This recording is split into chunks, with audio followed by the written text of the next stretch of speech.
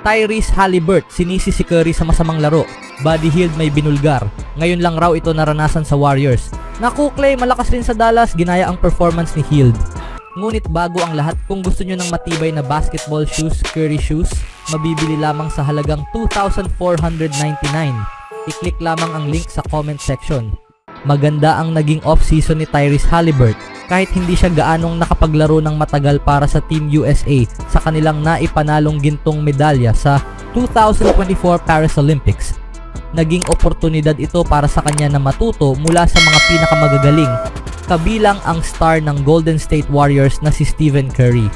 Ngunit sa pagbubukas ng season ng Indiana Pacers laban sa Detroit Pistons, tila hindi gumana ang anumang natutunan ni Haliburton nitong summer.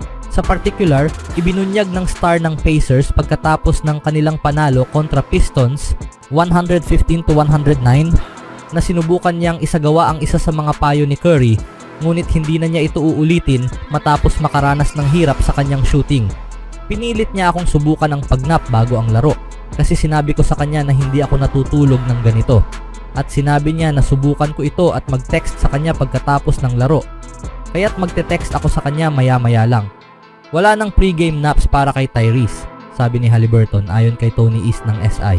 Sa pinakamaliit, mahalaga para kay Haliburton na masabi niya sa sarili na sinubukan niya ang ibang paraan ng paghahanda. Tiyak na inisip niya na kung gumagana ito para kay Curry, maaaring gumana rin ito para sa kanya. Ngunit sa kasamaang palad, masama ang naging shooting ni Haliburton sa opening night. Sablay ang kanyang mga 3-point shots sa halos buong laro at naisalba lang niya ang kanyang sarili nang makapag-shoot siya ng isang tres sa pinakakritikal na oras. Nang lamang-lamang ang Pacers ng tatlo, may 20 segundo ang natitira sa ika-4 na quarter. Pinasok ni Haliburton ang isang mahalagang tres upang siguruhing hindi na makakahabol ang Pistons. Kahit hindi naging maayos ang laro ni Haliburton ayon sa kanyang karaniwang pamantayan, malinaw na hindi na niya uulitin ang paghahandang ginawa niya para sa laban nila kontra Pistons. At bakit nga naman babaguhin ang gumagana na? Kung ang hindi pagtulog ng pre-game nap ang nagpapahintulot sa kanya na maging nasa pinakamahusay na kondisyon, marahil dapat niyang panatilihin ang routine na nakasanayan ng kanyang katawan. Ang kasalukuyang bersyon ng Pistons ay malayo sa pagiging madaling kalaban tulad ng noong nakaraang season. Gayunpaman, ang ganitong uri ng laban ay dapat na kayang ipanalo ng Pacers kung nais nilang magpatuloy sa pag-akyat sa Eastern Conference. Sa ika-4 na quarter, mukhang madudulas pa sila sa pagbubukas ng season. Ano ang masasabi niyo mga kaibigan sa sinabi ni Haliburton kay Stephen Curry? Sa ibang balita naman, nang mawala si Klay Thompson sa Golden State Warriors, isa lang ang malinaw na kapalit na kayang punan ang nawala nilang 3-point shooting, si Buddy Hield. Si Hield ay nakapagtala na ng 1,929 3-pointers mula nang pumasok sa liga. Pangalawa lamang kay Stephen Curry sa panahong iyon. Si Curry ay may 2,157. Sa ngayon, mukhang natagpuan na ni Hield ang kanyang tamang lugar sa Warriors na makikita sa kanyang performance sa kanilang panalo sa Portland Trail Blazers sa opening night.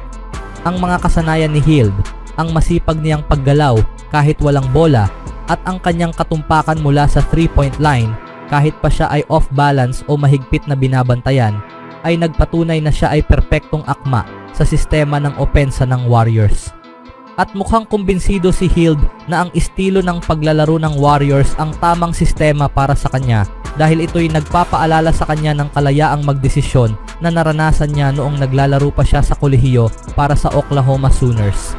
Ayaw ko sanang banggitin pero sa tingin ko, ang huling beses na malaya akong maglaro ng ganito ay noong nasa Oklahoma pa ako, sinabi ni Hield ayon kay Scott Osler ng San Francisco Chronicle via Hoops Hype. Noong nasa Oklahoma pa si Hield, siya ang nanguna sa opensa ng kanyang koponan. Sa kanyang senior year, napanalunan niya ang Wooden Award na nagpapatunay kung gaano siya kahusay habang pinangunahan ang Sooners patungo sa Final Four 2016 NCAA Tournament kung saan natalo sila sa eventual champion na Villanova. Siyempre nang pumasok si Hield sa NBA, naharap siya sa mas mahigpit na istruktura ng mga team. Hindi na siya ang malaking isda sa maliit na lawa. Kinailangan niyang tanggapin ang kanyang papel para magtagal sa laro. Ngunit sa Warriors, ang kalayaan sa paggawa ng desisyon na bahagi ng opensa ng koponan ay nagbigay daan kay Hield para umangat. Nakapagtala siya ng 22 puntos sa loob lamang ng 15 minuto sa kanyang regular season debut para sa Dubs. Magandang senyales ito para kay Hield at sa Warriors sa mga darating na laro. Ang kailangan lang ni Hield ay mag-moderate ng kanyang mga inaasahan dahil marami rin siyang kakompetensyang mahuhusay na manlalaro para sa isang regular na spot sa rotation ni Steve Kerr. Ngunit mukhang isa siya sa mga manlalaro na aasahan ni Kerr ng madalas. Inuna ng Warriors ang pag-focus sa 3-point shooting sa pagsisimula ng 2024-25 season. Simula noong off-season, hinihikayat ni Steve Kerr ang kanyang mga manlalaro na mag-shoot mula sa 3-point line bilang paraan upang punan ang pagkawala ni Klay Thompson. At noong Miyerkules ng gabi, tila bumuhos nga ang mga tres kahit nakasarado ang bubong ng Moda Center. Bagamat sumablay sila sa kanilang unang siyam na 3-point attempt sa opening night, natapos nila ang laro na may 23 pointers in 48 attempts for 41.7%. Si Buddy Hield ang nag-ambag ng 5 sa mga tres na ito at siya ang naging leading scorer ng koponan kahit limitado ang kanyang minuto sa laro. Tila may magandang simula ang relasyon ni Hield at ng Dubs na parehong nakikinabang sa isa't isa. Anong masasabi niyo mga kaibigan? Samantalang si Luka Doncic ay gumawa ng 28 puntos at 10 rebounds. Rebound, leading the break, Paul nipping at his heels. Outside, what a pass, Washington! Oh! That was beautiful! Habang dumagdag si Klay Thompson ng 22 puntos sa kanyang debut para sa Dallas Mavericks na nanalo laban sa San Antonio Spurs, 120-109 sa pagbubukas ng season para sa parehong koponan nitong Biyernes ng araw. Si Kyrie Irving ay nag-ambag ng 15 puntos para sa defending Western Conference champions na nakakuha ng 8 assists mula kay Doncic at 7 rebounds mula kay Thompson. Si Victor Wembanyama naman ay nagtala ng 17 puntos sa pamamagitan ng 5 of 18 shooting mula sa field sa pagbubukas ng kanyang ikalawang taon sa Spurs. Sina Jeremy Sochan at Julian Champagny ay parehong nagtala ng 18 puntos. Ang debut ni Thompson para sa Mavericks ang naging highlight. Ngunit ang paglaro ni Chris Paul sa kanyang unang laro para sa San Antonio sa pagsisimula ng kanyang ika-20 season ay isang mahalagang sandali para sa Spurs sa kanilang layuning bumalik sa playoffs matapos ang 5 taong pagkukulang. Medyo magulo ang opensa ng Spurs at tanging puntos ni Paul ay nagmula sa isang tres sa ikatlong quarter. Gayunpaman, ang kanyang pangmatagalang halaga ay nakita sa kanyang 8 assists at 7 rebounds. Para naman kay Klay, sa kanyang unang laro sa karera na malayo sa Golden State Warriors, umiskor si Thompson ng 6 na 3-pointers sa tagumpay ng Dallas Mavericks laban sa San Antonio Spurs, 120-109.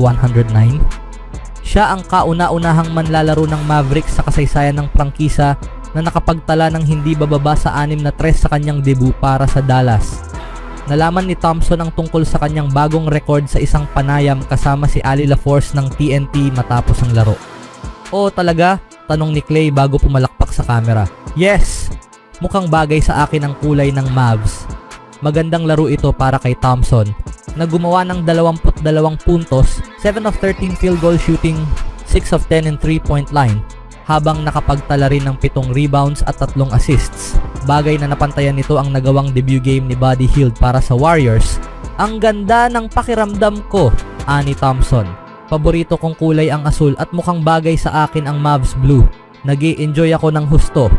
Muli na namang babalik si Thompson at ang Mavericks sa court sa linggo para harapin ang Phoenix Suns sa Footprint Center. Always do it on my own, so I gotta get through it. And the only thing I know is to love what I'm doing. Never give up, never slow, till I finally prove it. Never listen to the no's, I just wanna keep moving. Keep my head up when I act, head up that's a fact. Never looking back, I'ma keep myself on track.